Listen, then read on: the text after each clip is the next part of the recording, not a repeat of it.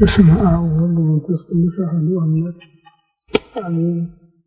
አቤቱ ቸር እግዚአብሔር አምላካችን ሆይ በዚህ ዕለት በዚህ ሰዓት በዚህ ስፍራ በቸርነትህ ስለሰበሰብከን በዚህ ከፍተኛ ቀጠሮ ስላደረስከን ከሁሉ አስቀድሞ ቅዱስ ስምህን እናመሰግናለን።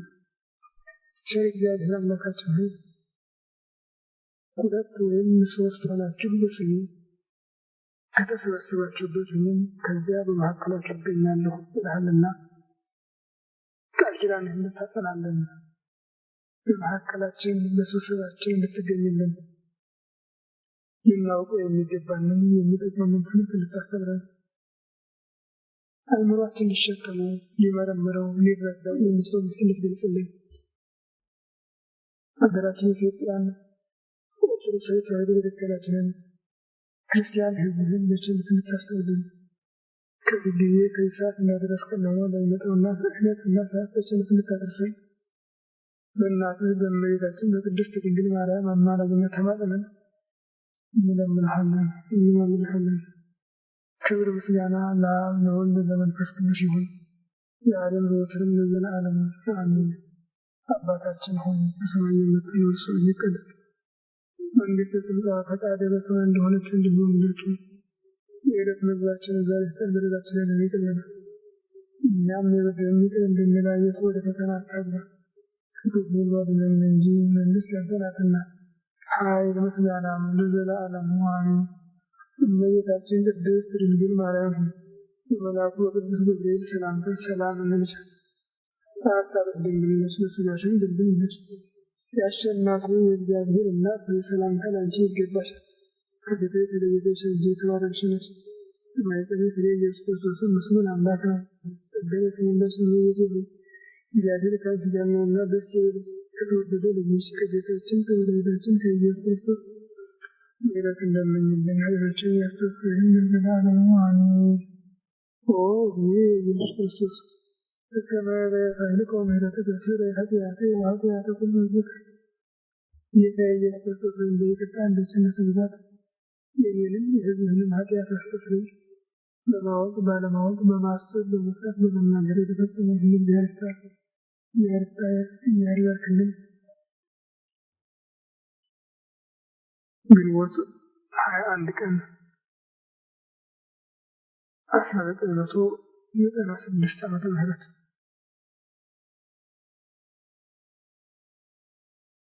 የዛሬው ዕለት የትምህርታችን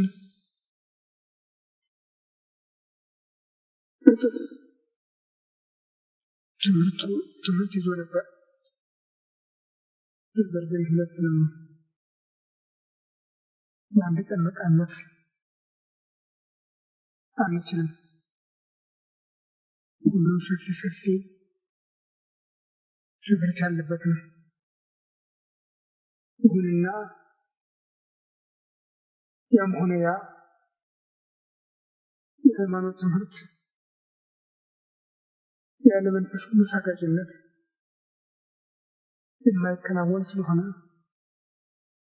እሱን አጋዥ አድርገን ምዕመናችንን እንመረምራለን።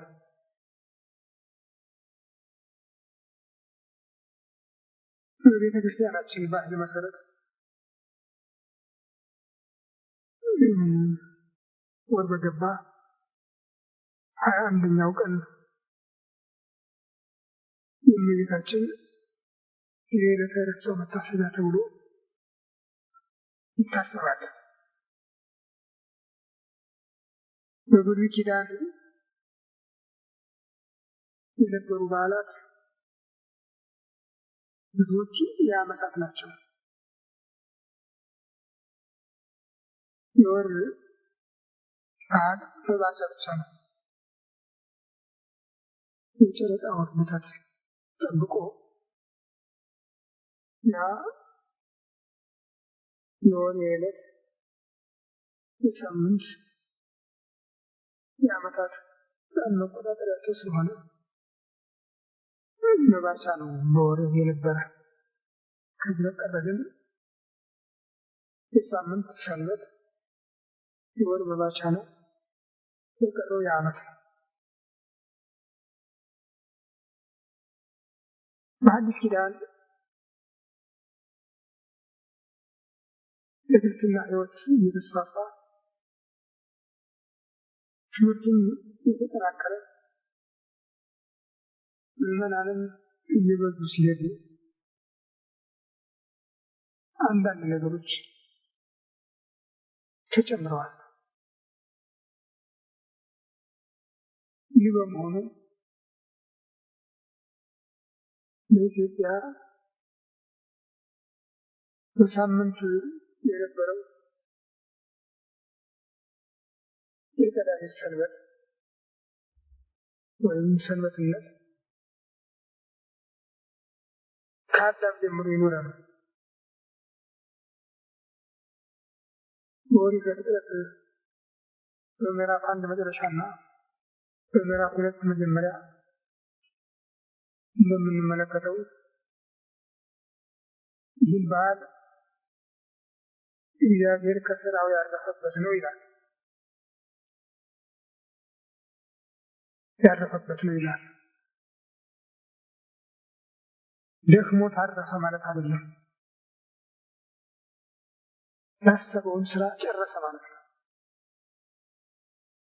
አንድ ሰው ያሰበውን ስራ ሰርቶ ሲጨርስ አረፈ፣ ተገላገልኩ ይላል። ጨረስኩ ማለት ነው። እግዚአብሔርም በ6 ቀን ስራውን ሰርቶ ስለጨረሰ 7ኛውን ቀን አረፈ ይላል። ያም ሆኖ ያለ ስራ ቀረ ማለት አይደለም። ምናልባት ቋንቋው አረፈ የሚለው ቃል ይስበን እንደሆነ ነው እንጂ ከዚህ በቀረ ለእግዚአብሔር ሰራና አረፈ በሚሉት ቋንቋዎች መካከል ምንም ልዩነት የለም። ሰራም ያው ነው፣ አረፈም ያው ነው።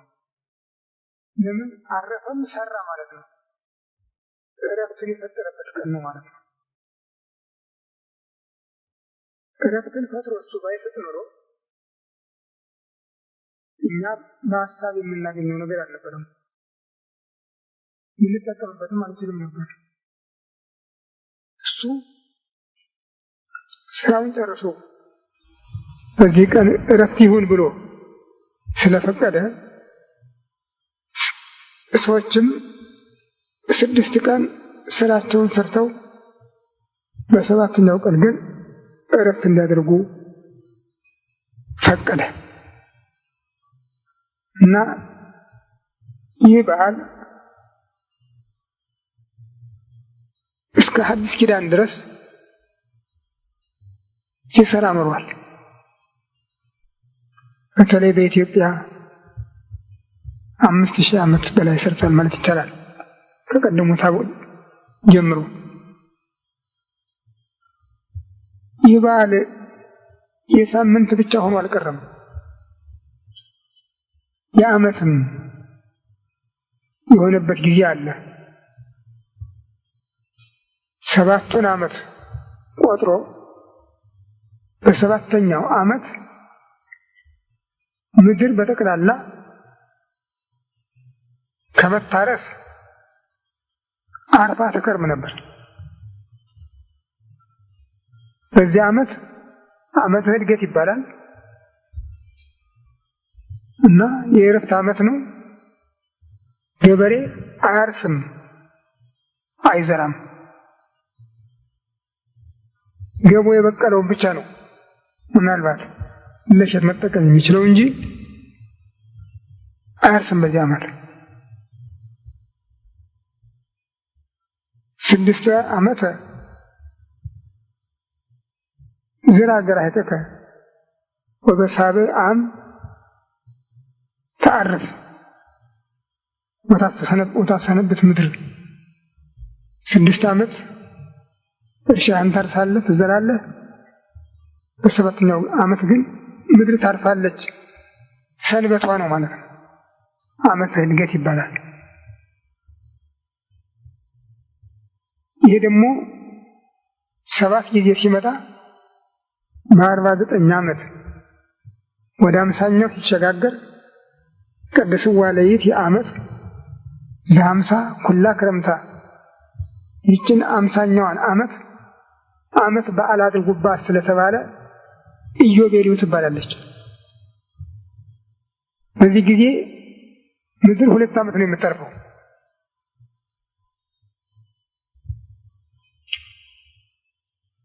የሚገርማቸው ነው የጎጅ ባህል ወሬ ባልተሰማበት ወሬ ጊዜ ማለት ነው። ጎጅ ባህል ነው ተብሎ አሁን ተቆጥሯል። እና ያንን ቢሰሙ ኖሮ ምን ያህል በተደነቁ ነበር። እንዲያ ሆኖ ረሃብ የለም፣ በረከት አለ።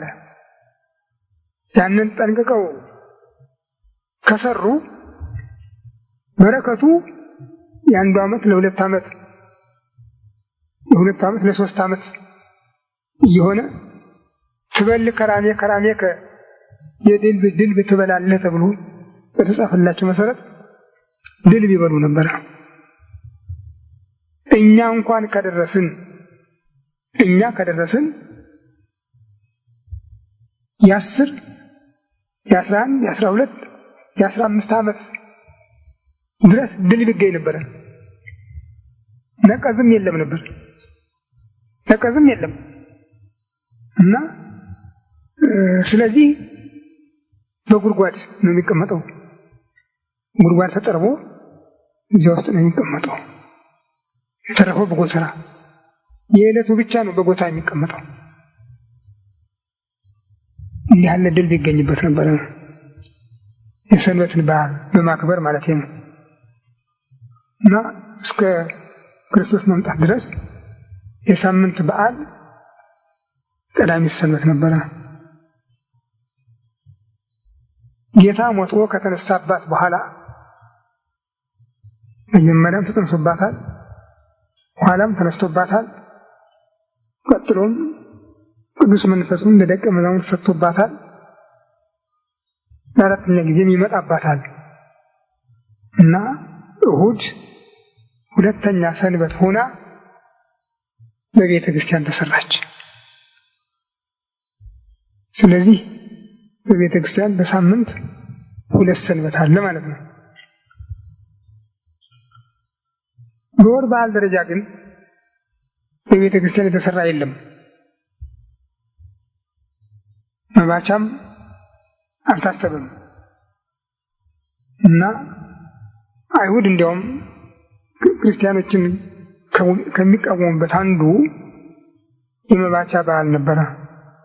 በወር መባቻን አታከብሩም፣ በሳምንት ቀዳምን በወር መባቻን አታከብሩም፣ በወር የተፈቀደውን መብልም አትጠብቁም የሚል ነበረ። ይህንን ቅዱስ ጳውሎስ ለማስተማር በወጣ ጊዜ በዚህ ምክንያት ነገር እየቀሰቀሰ እየቆሰቆሰ የሚወቅሳቸው ሰው አይኑር።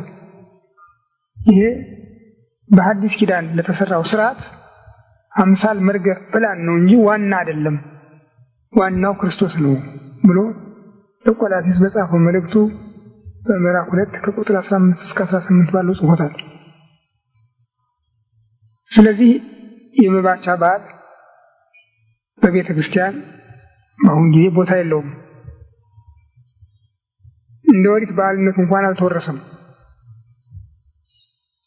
በዚያ ፈንታ እያደር እየዋለና ትምህርቱ እየተረጋጋ ሲሄድ አንዳንድ ነገሮች ተጨምረዋል። ይህም የእመቤታችንን የዕረፍቷን ቀን ምክንያት በማድረግ በየወሩ 21ኛው ቀን የእመቤታችን መታሰቢያ እንዲሆን ዋናው ጥር 21 ቀን ሆኖ በዚህ መሰረት በየወሩ 21ኛው ቀን የእመቤታችን መታሰቢያ እንዲሆን 29ኛው ቀን ደግሞ ጌታ የተጸነሰበት የተወለደበት ስለሆነ የጌታ የጽንሱ የልደቱ መታሰቢያ እንዲሆን እሱም ከ1000 ዓመት በኋላ ነው እንዲህ አይነት ነገር የተመሰረተው። እና እነዚህ ሁለት በዓላት የቤተ ክርስቲያን በዓላት ሆነው ኖረዋል። ዛሬ ግን ከሚያስፈራቸው ደረጃ ላይ ደርሰዋል ማለት ይቻላል። ከዚህ 29ኛው ቀን ግን በስያሜው ምክንያት ስሙ ተለውጦ ነው የሚታየው። በዓለ እግዚአብሔር ነው የሚባል። በዓለ እግዚአብሔር በመጀመሪያ አምላክ ከሰማየ ሰማያት ወርዶ ሰው በመሆን በድንግል ማኅፀን ያደረበት የጽንስ ስርዓትን የፈጸመበት፣ ሁለተኛ ማኅተመ ድንግልናዋ ሳይከፍት እንደተጸነሰ ማኅተመ ድንግልናዋ ሳይከፍት የተወለደበት በመሆኑ በዓለ እግዚአብሔር የእግዚአብሔር በዓል እየተባለ ይጠራል። ዛሬ ግን ሕዝቡ በዓለ እግዚአብሔር የሚለውን እንደ ስም ነው የወሰደው፣ እንዳንድ ስም እንጂ የዕለቱ ስያሜ አድርጓል የሚጠራው። በዓለ እግዚአብሔር ብሎ አንድ ስም ነው የሚያደርገው። ኢየሱስ ማለትና በዓለ እግዚአብሔር ማለት፣ ክርስቶስ ማለትና በዓለ እግዚአብሔር ማለት፣ መድኃኔዓለም ማለትና በዓለ እግዚአብሔር ማለት ሁሉም ራሳቸውን የቻሉ መጠሪያ ናቸው ብሎ ነው የሚያምን። ኢየሱስ በዓለ እግዚአብሔር የተባለው የኢየሱስ በዓል ነው ብሎት የሚቀበል የለም ዛሬ። እና እዚህ ላይ ችግር አለ። መምህራኑ አንዱን እናስለምዳለን ሲሉ በሌላ በኩል የጎደለ ነገር አለ ማለት ነው። ይህንን አስተካክሎ ማስተማር ያስፈልጋል። ስለ ቅዱስ በዓለ እግዚአብሔር ነው የሚል አንድ ሰው እንዲያውም እንዳንድ መልአክ እንዳንድ ጻድቅ አድርጎ እንጂ ጌታን ካኑ ብሎ ስለ ጌታችን ስለ በዓለ እግዚአብሔር የሚል የለም። ስለ ቅዱስ በዓለ እግዚአብሔር ነው የሚል አንድ ስም አድርጎት፣ አንዳንዱ በዓለ ወልድ ይላል፣ አንዳንዱ በዓለ እግዚአብሔር ይላል። በመሰረቱ ግን እንዳልኳችሁ በዓለ እግዚአብሔር የተባለበት የተጸነሰበትን የተወለደበትን ድርብ ምስጢር ለማስታወስ የተነገረ ነው። ከልምዱ የተነሳ ታዲያ ሰው ቀኑን ነው እንደዚህ የሚጠራው። 27 ቀንን መድኃኔዓለም ይላል ዝም ብሎ። ክርስቶስ ነው ወይ ቢሉት ይቃወማል። እንዲያውም ኢየሱስ 6 ቀን ኢየሱስ ነው የሚል የቀረው የሱ አይደለም ማለት ነው። ይህንን ከብዛቱ ከቀን ብዛት አንዳንዱ ነገር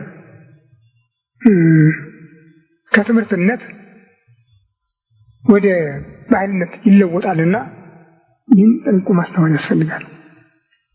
አሁን ከነዚያውም ጎጂ ባህል ተብሎ እንዲሻር እርምጃ እየተወሰደበት ነው። እስካሁን ድረስ ግን የበዓሉ መከበር ጥቅም እንጂ ጉዳት አላመጣም። ሌላው ይህንኑ 21 ቀንን ተከትለው በእመቤታችን ስም ልዩ ልዩ መታሰቢያ የሚደረግባቸው ቀኖች አሉ። ለምሳሌ በህዳር ጽዮን ብለን በብሉይ ኪዳን የነበረውን የመታሰቢያይቱን የምሳሌይቱን የጽዮንን ታሪክና የአማናዊት ጽዮን የእመቤታችንን የቅድስት ድንግል መታሰቢያ ህዳር 21 ቀን እናከብራለን። እንዲሁ ደግሞ ዛሬ ግንቦት 21 ቀን የደብረ ምጥማቅ በዓል ብለን እናከብራለን። ይህን በዓል የወረስነው ከግብጾች ነው። ግብጾች እንደጻፉልንና እንደነገሩን ከሆነ በዚህ ቀን ዛሬ የለም እንጂ በዚያ ታሪኩ በተመሰረተበት ጊዜ ከፍተኛ ተአምር የታየበት ጊዜ ነው። ቀኑም አንድ ቀን ሳይሆን እስከ 5 ቀን ይዘልቃል። ከ21 እስከ 25 ደብረ ምጥማቅ በሚባል ስፍራ እስላሞችም ክርስቲያኖችም በሚሰበሰቡበት በየዓመቱ እመቤታችን እየተገለጸች ትታያቸው ነበረ። የእያንዳንዱንም ምዕመን ችግሩን እንዳቀረበ ግዳጁን ትፈጽምለት ነበረ። ሙታንን በማስነሳት ድውያንን በመፈወስ ብዙ ስራ ትሰራ ነበር ተብሎ ተጽፏል። ቤተክርስቲያናችን ተቀብለዋለች እና ስሙም ራሱ የህዳሩ ህዳር ጽዮን ተብሎ ሲጠራ የጥሩ አስተርእዮ የዛሬው ደብረ ምጥማቅ የሰኔው ደግሞ ቅዳሴ ቤቱ ተብሎ ይጠራል። የጥሩ አስተርእዮ መባሉ የጌታን መገለጽ የጥምቀቱን የልደቱን ታሪክ ደርቦ ነው። የዛሬው ደብረ ምጥማቅ የሚባለው ቦታውን ለማዘከር ነው። የሰኔው ደግሞ በስሟ ቤተ ክርስቲያን መሰራት የተጀመረበት ነው። በስሟ ብቻ ለመሰራቱ አይደለም፣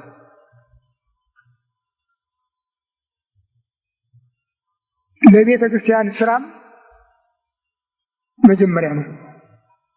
እዚያ ድረስ ክርስቲያኖች በአይሁድ ምኩራብ ውስጥ ነበረ ጸሎታቸውን የሚያከናውኑ። አንዳንድ ጊዜ ፊት በነበሩባት በጽርሐ ጽዮን እንጂ የተለየ ቤተ ክርስቲያን የሚባል መሰብሰቢያ አልነበራቸውም። ቅዱሳን ሐዋርያት ቅዱስ ጳውሎስና በርናባስ በፊልጵስዩስ ሀገር አስተምረው ብዙ ሰዎችን አሳመኑ እና እነዚያ ሰዎች የምንጸልይበት ቦታ ለዩልን አሏቸው። ይህን ስላሏቸው ሐዋርያት ገና አልተበተሙም ነበርና እኛ ብቻችንን ማድረግ አይሆንም ብለው ወደ እነ ቅዱስ ጴጥሮስ ላቁ። ቅዱስ ጴጥሮስም እኛስ ይህንን ነገር ጌታችንን አማክረን ነው እንጂ እንዲያው ዝም ብለን አንሰራም ብለው ጾም እንዲጾሙ አዘዟቸው እና ቀደም ብለው 2 ሱባኤ ጾሙ ይላል። በሱባኤው መጨረሻ ጌታ ጠቅላላውን ሐዋርያት የዚያች ሀገር አስተማሪዎች ቅዱሳን ጳውሎስና በርናባስ ባሉበት ሰብስቦ ሰኔ 20 ቀን 3 ድንጋዮች አቅርቦ ለቤተ ክርስቲያን እንዲበቁ ለመቅደስ ለቅድስት ለቅኔ ማህሌት እንዲበቁ አድርጎ እንዲሰሩ አዘዛቸው። ቦታውን ለክቶ ሰጥቶ ወአይባን ይለመልሙ ውስተ እደዊሆሙ ይላል። ድንጋዮች እንደ ጭቃ ይሳቡላቸው ነበረ። ስራውን ሰርተው ሲጨርሱ ሰኔ 21 ቀን ይህ ቀን በእናቴ ስም በሞላው ዓለም ቤተ ክርስቲያን እንዲሰራና እንዲቀደስ የፈቀድኩበት ቀን ነው ብሎ በዓል አድርጎ ራሱ ቤተ ክርስቲያንን ቀድሶ ቆርቦ አቁርቦ ያከበረበት ዕለት ነው እና ይህ የዕረፍቷ መታሰቢያ እንደዚህ እያለ በዓመት ውስጥ የተደጋገመ መታሰቢያ ይዞ ይገኛል። ሌላው በመስከረም የምናከብረው ነው። ይሄ በሀገራችን የሆነ መታሰቢያ ነው። በሱስንዮስ ዘመን ብዙ ሰማዕታት አክሊል የተቀበሉበት ዕለት ስለሆነ ከነስሙ ብዙኃን ማርያም ነው የሚባል። በዚያ ቀን ደብረ መዊ በሚባል ቦታ ጎጃም በምዕራብ ጎጃም የሚገኝ ነው። እዚያ ላይ እመቤታችን ቅዱሳኑን በሰይፍ ጽዋቸውን ሲቀበሉ እሷ እየተቀበለች እየሸለመች ታሳልፋቸው ነበር። እየሸለመች ታሳልፋቸው ትታይ ነበር ይባላል እና እስካሁንም በባላገሩ ብዙሃን ማርያም እየተባለች የምትጠራ ኋላም አፄ ዘርዓ ያዕቆብ በዚሁ ቀን በስሟ ግሸን ላይ ቤተክርስቲያን ሰርቶ አጽንቶታል። ይህ ዕለት መሰረቱ ግን ዕለት ዕረፍቷ ነው። ስለዚህ በቤተ ክርስቲያን የወር መታሰቢያ ካላቸው አንዱ የእመቤታችን በዓል ነው። ሁለተኛው የጌታ በዓል ነው። ከዚህ በቀር የቀረው የዓመት ነው።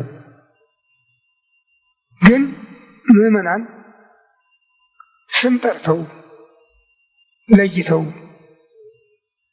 ያው የጌታን እንኳ ቢሆን መድኃኔዓለም ክርስቶስ ኢየሱስ ክርስቶስ ብለው ተማጽነው ስለት ተስለው ያ ሲፈጸም በየወሩ በዓልህን አከብራለሁ፣ በዓመት ዝክርህን እዘክራለሁ ብለው ይሳላሉ። ከዚያም አልፈው ደግሞ በእመቤታችን ስም በልደትሽ በበዓትሽ እያሉ ይሳላሉ። ከዚያም አልፈው በቅዱሳን መላእክት፣ ጻድቃን፣ ሰማዕታት ስም ይሳላሉ። ያን በዓመት ይከበር የነበረውን እነሱ በብፅዓት ምክንያት የወር በዓል ማክበር ስላስለመዱ ይሄ ደግሞ እየተስፋፋ ሄዶ በብዙዎች ዘንድ እንደ ባህል የሆነበት ጊዜ አለ። በዓመት ግን የቅዱሳንን መታሰቢያ እንድናከብር በሐዋርያትም በሊቃውንትም ታዘናል። ታዲያ የሚገርማችሁ ያም ሆኖ የበዓሉ መከበር እስከዛሬ ድረስ የቀነሰው ነገር የለም ከሚጨምር በስተቀር። እንዲያውም በዚህ በዓመት ውስጥ 4 ጊዜዎች አሉ ተከታታይ በዓላት የሚደረግባቸው። አንዱ ሰሙነ ሕማማትና ሰሙነ ፋሲካ ነው። የመጀመሪያው የጾም ሳምንት ነው። በጾም ሳምንት የምናከብረው ነው። በቤተ ክርስቲያን ውስጥ ነው የሚከበረው። በሽተኛ ካልሆነ በስተቀር ሕያው የሆነ ሁሉ ይህንን በዓል በቤተ ክርስቲያን ተሰብስቦ ግብረ ሕማማቱን እየሰማ የጌታን ዜና ሞቱን እያጠና እንዲያከብረው ታዟል። ሁለተኛው ሰሙነ ፋሲካ ነው። ይሄ ደግሞ የዕረፍት ሳምንቱ ነው። ይሄ 14 ቀን ነው ይመጣል። ከሱ ቀጥሎ የሚመጣው አንዳንድ ጊዜ ይቀድማል፣ አንዳንድ ጊዜ ሊከተል ይችላል። የእመቤታችን በዓል ነው። የዛሬ የጀመርነው ከግንቦት 21 እስከ ግንቦት 25 ያለው። በዚህም 5 ቀን ምልዳውን ያከብራል ገበሬው። ከሱ ቀጥሎ በዓለ ጰራቅሊጦስ ነው። የ8 ቀን ነው ከእሁድ እስከ እሁድ። በአሁኑ ጊዜ ከእመቤታችን በዓል ጋር ተደርቦ ውሏል። የሚተርፈው ቢኖር 2 ቀን ብቻ ነው እንጂ ተደርቦ ውሏል። በዚህም ገበሬው አያርስም። እንዲያውም ደፍሮ ካረሰ በሬው ወገቡ ይሰበራል እና በቃ ዝም ብሎ መክረሙ ነው። ከዚያ በኋላ ከነሐሴ 16 እስከ ነሐሴ 21 በዓለ ማርያም ብለን የምናከብረው አለ። የእመቤታችን የዕርገቷ መታሰቢያ ነው። እነዚህ ነገሮች አሉ። በዓመት ነው የሚመጡት። ነገር ግን እነዚህ በዓላት ትርፍ እንጂ ጉድለት አሳይተው አያውቁም። በረከት እንጂ ሕጸጽ የለባቸውም።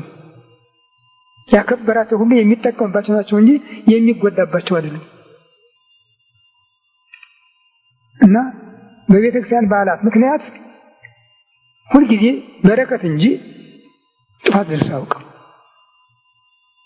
ራሱ ገበሬው ያውቀዋል። ይሄንን ሲተላለፍና ተጠንቆ ሲያከብር ያለውን ዋጋና ጸጋ ራሱ ያውቀዋል ገበሬው።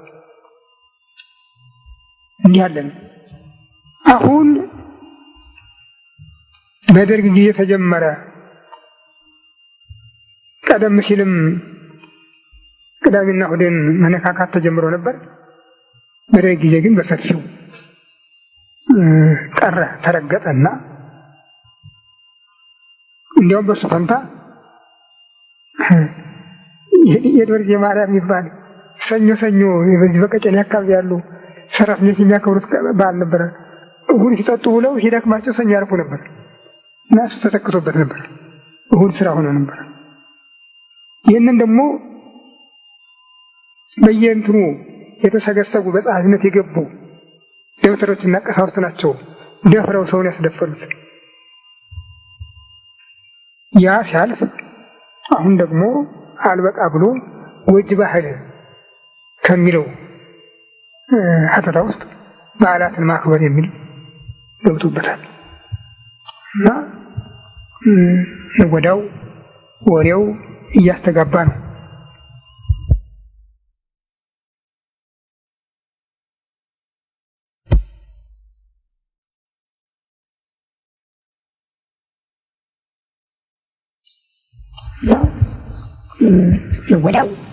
ወሬው እያስተጋባ ነው። ጉዳቱ ግን እጥፍ ነው። እግዚአብሔር የሚጎዳ ነገር የለም። እረፍቱም የሰው ነው፣ ጥቅሙም የሰው ነው። ስለዚህ ቤተክርስቲያናችን የነበረችበትን ሁሉ አስበን የምናስተካክልበት መንገድ ካልመጣ በስተቀር ጉዳቱ እየጨመረ ሊሄድ ነው መሰለኝ። ሌላ ቅርስ የሙታን መታሰቢያ ሳይቀር እየተከለከለ ነው። ተስካር ሰው ያለህ ይባላል። ሰው በአቅሙ የሚዋጣው ነገር ነው፣ ግዴታ አይደለም። በአቅሙ የሚዋጣው ነገር ነው። ሰርግ ማህበረሰቡ የሚገናኝበት ስርዓት ነው። ማንንም አላጎደለም፣ ማንንም አላጋየም።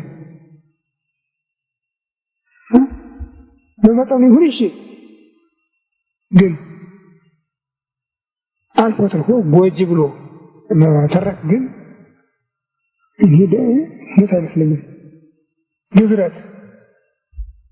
ግዝረትን የሚያዳና ያዘዘ ሰው አይደለም። ከሆነ ጀምሮ ደግሞ በግዝረት የሞተ ሰው ሰምተን አናውቅም።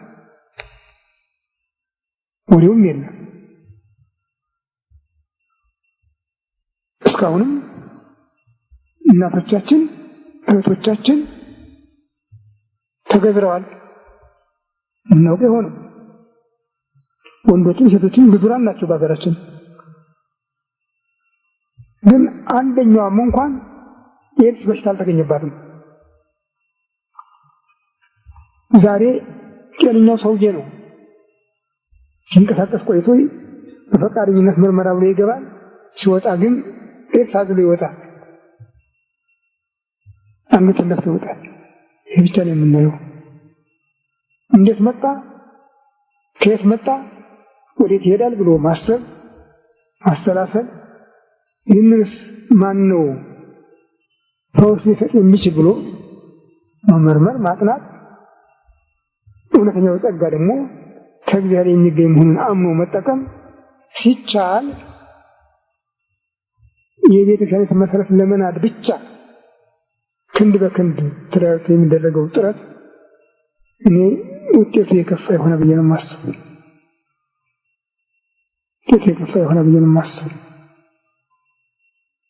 በጣም የሚያሳዝን ነው። እና እንግዲህ ሌላው ቅድም እንዳስታወስኩት በዓለ ጰራቅሊጦስ ነው። በዓለ ጰራቅሊጦስ በብሉይ ኪዳን በዓለ ሰዊት ተብሎ ይከበር የነበረ ነው። የዓመት በዓል ነው።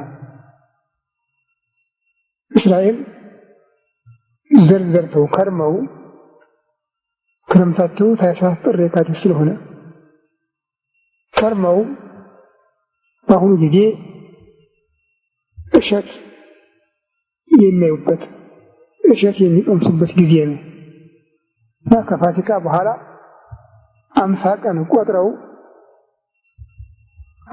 ቆጥረው በዓለ ሰዊት ብለው ያከብሩታል። ያንንም እሸቱን መጀመሪያ እነሱ አይደለም የሚቀምሱት። ሁሉም ገበሬ ከየማሳው መጀመሪያ ያገኘውን ፍሬ ለቤተ እግዚአብሔር ነው የሚያቀርበው። በካህኑ ከተባረከ ለመሥዋዕትነት ከቀረበ በኋላ ነው ለሕዝብ የሚሆነው። ይሄ በዓለ ሰዊት ተብሎ ሲከበር የኖረው በዓል በኋላ ጌታ በተነሳ በ50ኛው ቀን መንፈስ ቅዱስን ለደቀ መዛሙርቱ ስለሰጠበት በዓለ ጰራቅሊጦስ ተብሎ በቤተ ክርስቲያን የመንፈስ ቅዱስ በዓል ሆኖ ይኖራል። እስካሁንም አለ። ከሐዋርያት ዘመን ጀምሮ ያለ ነው።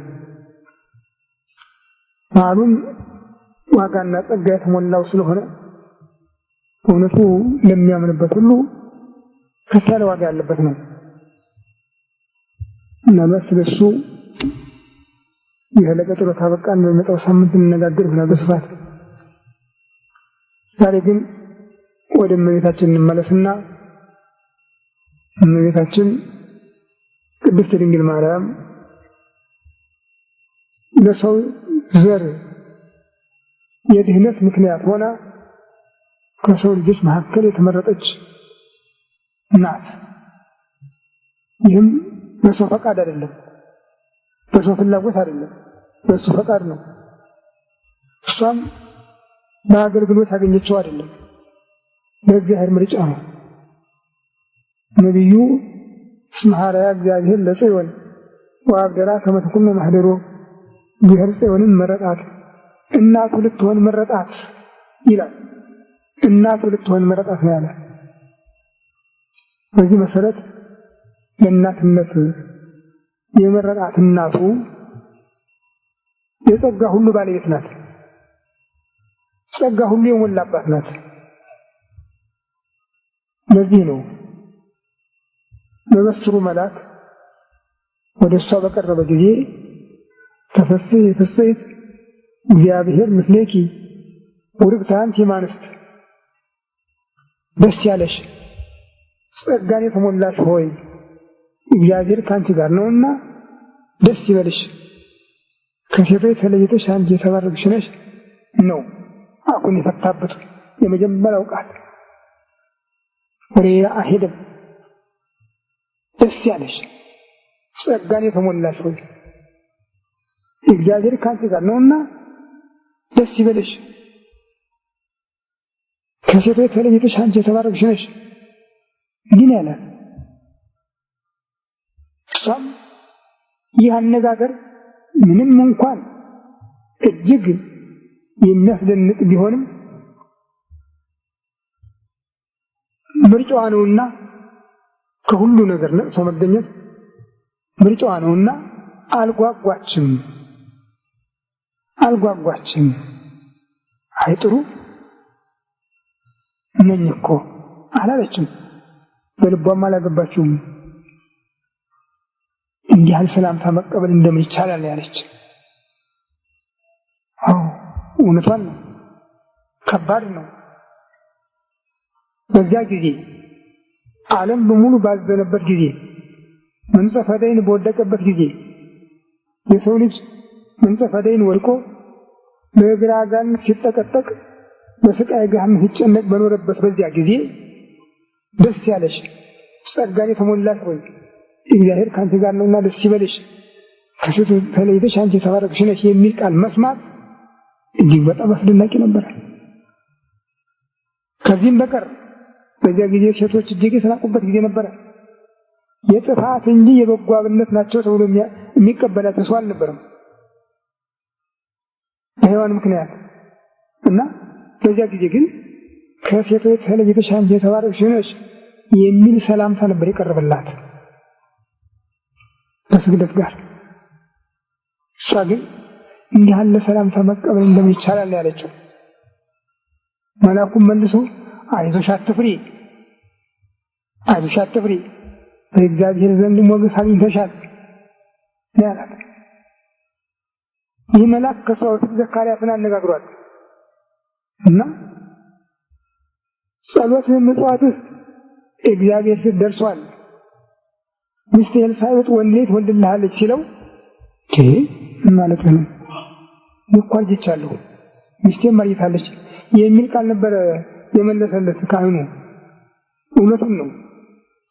መልአኩ ግን ልክ ነህ አይደለም ያለው። እኔ እኮ በእግዚአብሔር ፊት የምቆመው መልአክ ገብርኤል ነኝ። በጊዜው ጊዜ የሚፈጸመውን ነገሬን አምነህ ስላልተቀበልከኝ ዲዳ ትሆናለህ፣ መናገር ይሳንሃል ያለው። ወዲያውኑ ነው አንደበቱን የዘጋው። እመቤታችን ግን እንዲህ አይነት ሰላምታ መቀበል እንደምን ይቻላል ስትለው ማርያም ሆይ አይዞሽ አትፍሪ፣ በእግዚአብሔር ዘንድ ሞገስ አግኝተሻል ያላት። እንዲያስደነግጣት እንዲያሳዝናት አልፈለገም። ትእዛዝም አልነበረውም። እንዲያውም ትጸንሻለሽ፣ ወንድ ልጅ ትወልጃለሽ፣ ስሙን ኢየሱስ ትይዋለሽ፣ እሱ ገናና አምላክ ነው፣ የልዑል እግዚአብሔር ልጅ ይባላል። እግዚአብሔር አምላክ የአባቱን የዳዊት ዙፋን ይሰጠዋል፣ የያዕቆብ ወገንም ለዘላለም ነግሶ ይኖራል፣ ለመንግስቱ ፍጻሜ የለውም ማለት። አሁንም የእርሷ መንፈስ ግን አልተሸበረም። እንዲህ ያለ ልጅ ካገኘሁማ አላለች። እንዴ እኔ እኮ እንዳላውቅም ወንድ ሳላውቅ ይህ እንዴት ይሆንልኛል ያለችው። እንደውም ሊቁ ቅዱስ ያሬድ ማየት የረከብ ከዛ ከመዝ ብስራተ ዘእንበለ ዘር ምድር ቶተ ወዘእንበለ ምትም ድንግል ጽንሰተ፣ እንዲህ ያለውን ዜና ከየት አገኘኸው? ምድር ያለ ዘር ታበቅላለች፣ ሴት ያለ ወንድ ትጸንሳለች የሚለውን ከየት አገኘኸው አለችው ነው የሚል። አሁን መልአኩ አልተቆጣም፣ አላጉረመረመም፣ አላኮረፈም። ምን ማለቷ ነው አላለም።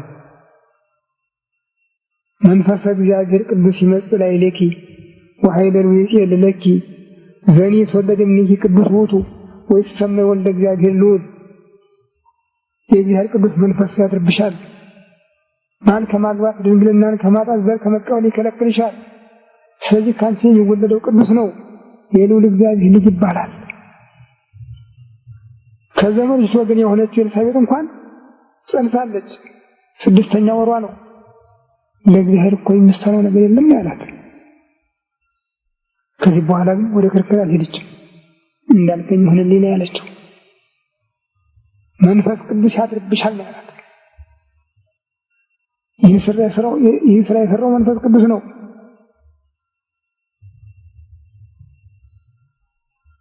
ስጋን ከመለኮት መለኮትን ከስጋ ያዋሃደ የተዋህዶ ምስጢር የፈጸመ መንፈስ ቅዱስ ነው። በግብረ መንፈስ ቅዱስ የተፈጸመ ስራ ነው። ጥበቃው በግብረ መንፈስ ቅዱስ ነው። ማኅተመ ድንግልናዋ ሳይለወጥ ስትጸንስም ስትወልድም ማኅተመ ድንግልናዋ ሳይለወጥ የተፈጸመ ግብረ መንፈስ ቅዱስ ነው። ስለዚህ መንፈስ ቅዱስ ያድርብሻል። የልዑል ኃይል ባል ከማግባት ድንግልናን ከማጣት ይከለክልሻል። ካንቺ የሚወለደውም ቅዱስ ነው፣ የልዑል እግዚአብሔር ልጅ ይባላል አላት። እንዳልከኝ ይሁንልኝ ስትል የእግዚአብሔር የቸርነቱ ሐሳብ ተፈጸመ። አምላክ ሰው ሆነ፣ ሰው አምላክ ሆነ። ሰማይ ምድር የማይወሰነው አምላክ፣ ምልአቱ ስፋቱ ርቀቱ የማይመረመር አምላክ በድንግል ማኅፀን አደረ። ማኅተመ ድንግልናዋ ሳይለውጥ በድንግል ማኅፀን አደረ። ሰማይ ምድር አይበቃውም፣ እሱ ይወስናቸዋል እንጂ እነሱ አይወስኑትም። አዎ በመሃል እጁ እንደ እንቁላል እንደ ጽና ጨብጦ ይዟቸዋል። ይህ አምላክ ነው በድንግል ማኅፀን ያደረ። እንድትሸከመው መረጣት፣ ልትሸከመው ብቻ አይደለም አካሏን አካል እንዲያደርግ መረጣት። ቤተክርስቲያናችን የምታምነው ይህንን ነው። ወደ ነቢዩ ኤልሳቤጥ ሄደች ምስክር ለማረጋገጥ ለማጽናት። የጌታዬ እናቱ መንፈስ ቅዱስ በኤልሳቤጥ ሞላባት ነው የሚለው ወንጌል። የጌታዬ እናቱ ወደ እኔ ልትመጪ እኔ ምንድን ነኝ እንዴት አለሽ ስትይኝ የሰላምታሽን ድምፅ በሰማሁ ጊዜ ጽንሱ በማህፀን የዘለለ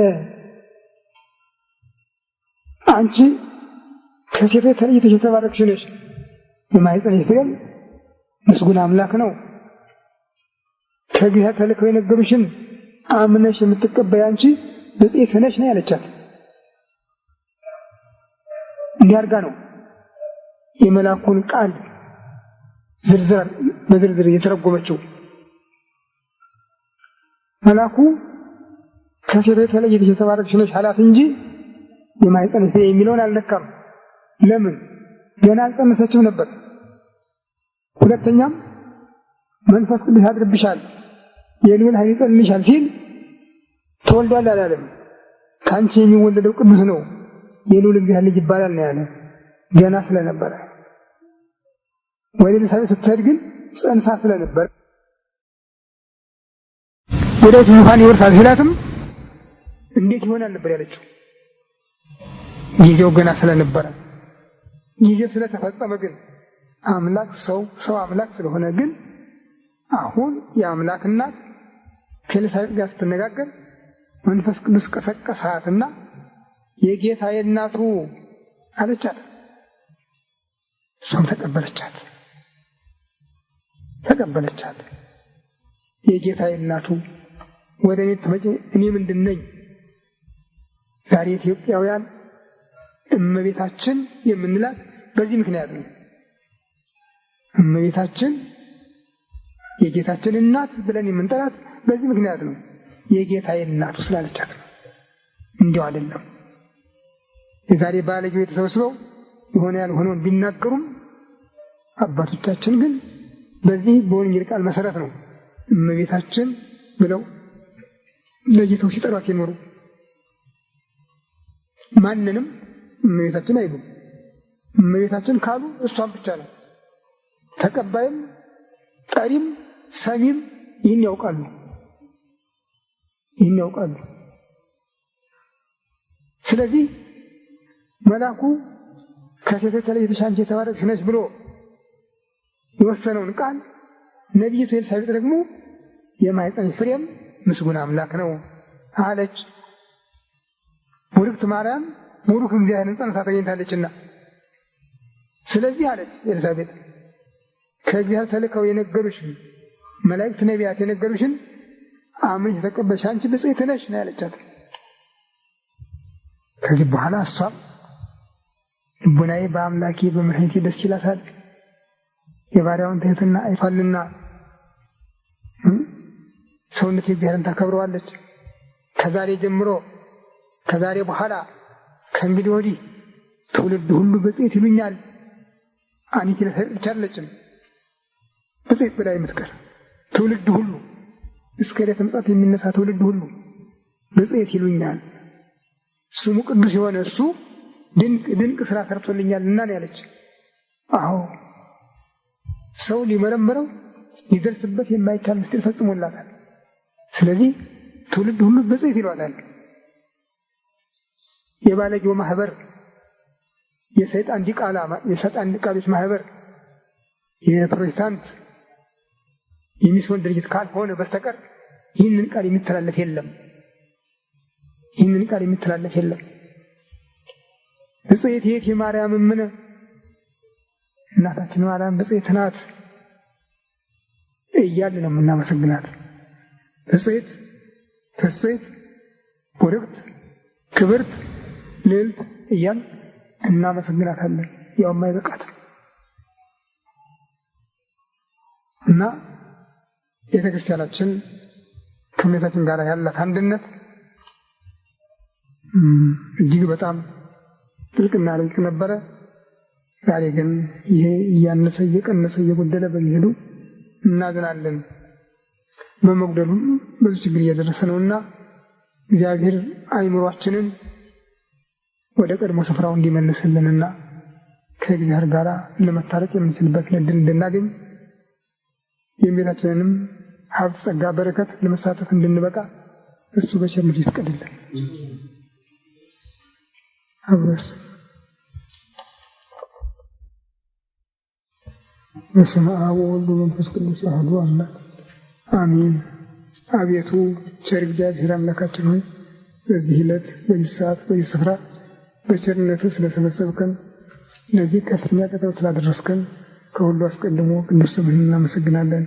ቸር እግዚአብሔር አምላካችን ሆይ እስከ ዓለም ፍጻሜ ከእናንተ ጋር ነኝ ብለሃልና እንዳትለየን፣ እንዳትርቀን፣ እንድትታደገን፣ እንድትጠብቀን ከመከራ ሥጋ ከመከራ ነፍስ እንድትሰውረን እንለምንሃለን፣ እንማልድሃለን።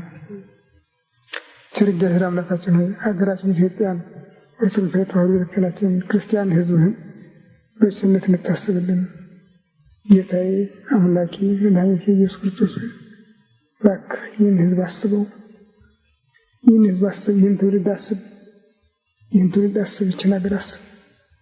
አምላኬ አስበን፣ አስበን፣ አስበን። እኛ አንተን ደስ የምናሰኝበት ምንም አይነት ምግባር የለም። እምነቱ ነበረ፣ እሱም ጠፍቷል እና እባክህ ከወደቅንበት እንድታነሳን በእናትህ በእመቤታችን በቅድስት ድንግል ማርያም ስም ተማጽኜ እለምንሃለሁ፣ እማልድሃለሁ። ጌታዬ አምላኬ መድኃኒቴ ኢየሱስ ክርስቶስ ክብር ምስጋና ለአንተ ለቸር አባትህ ለመንፈስ ቅዱስ ይሁን ዛሬም ዘወትርም ለዘላለሙ አሜን። አባታችን ሆይ በሰማይ የምትኖር ስምህ ይቀደስ፣ መንግሥትህ ትምጣ፣ ፈቃድህ በሰማይ እንደሆነች እንዲሁ በምድር ትሁን። የዕለት ምግባችንን ዛሬ ስጠን፣ በደላችንንም ይቅር በለን እኛም የበደሉንን ይቅር እንደምንል፣ አቤቱ ወደ ፈተና አታግባን ከክፉ ሁሉ አድነን እንጂ መንግሥት ያንተ ናትና ኃይል፣ ምስጋናም ለዘላለሙ አሜን። እመቤታችን ቅድስት ድንግል ማርያም ሆይ በመልአኩ በቅዱስ ገብርኤል ሰላምታ ሰላም እልሻለሁ። በሐሳብሽ ድንግል ነሽ፣ በሥጋሽም ድንግል ነሽ። አሸናፊ የእግዚአብሔር እናት ሆይ ሰላምታ ላንቺ ይገባሻል። ከሴቶች ተለይተሽ አንቺ የተባረክሽ ነሽ፣ የማኅፀንሽ ፍሬ ኢየሱስ ክርስቶስም ምስጉን አምላክ ነው። ጸጋን የተሞላሽ ደስ ይበልሽ፣ እግዚአብሔር ከአንቺ ጋር ነውና ከተወደደ ልጅሽ ከጌታችን ከመድኃኒታችን ከኢየሱስ ክርስቶስ ምሕረትን ለምኝልን ኃጢአታችንን ያስተሰርይልን ለዘላለሙ አሜን። ኦ እግዚእ ኢየሱስ ክርስቶስ በከመ እበየ ሳህልከ ወምሕረትከ ስረይ ኃጢአቴ ወኃጢአተ ኩሉ ሕዝብከ። ጌታ ኢየሱስ ክርስቶስ ሆይ እንደ ይቅርታ እንደ ቸርነትህ ብዛት የእኔንም የሕዝብህንም ኃጢአት አስተስርይ።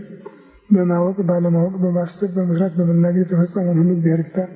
እግዚአብሔር ይፍታ። የአብ በረከት ይበልጥ ፍቅር የሆነ ስብሳት ከሁላችን ጋር